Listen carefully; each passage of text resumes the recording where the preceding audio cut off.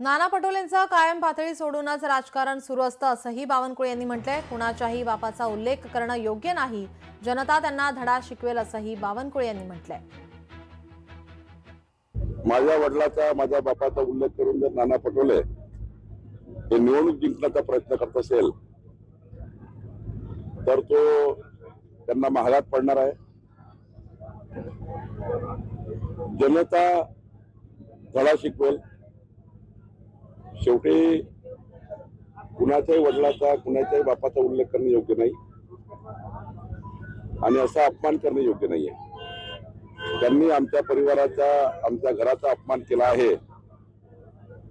या निवडणुकीमध्ये काँग्रेस भुईसपाट होईल आणि निश्चितपणे या शब्दांनी नाना पटोलेचाही त्या ठिकाणी राजकीय घात होईल एवढंच सांगतो। लोकशाही मराठी ऐका, पहा, जागरूक रहा।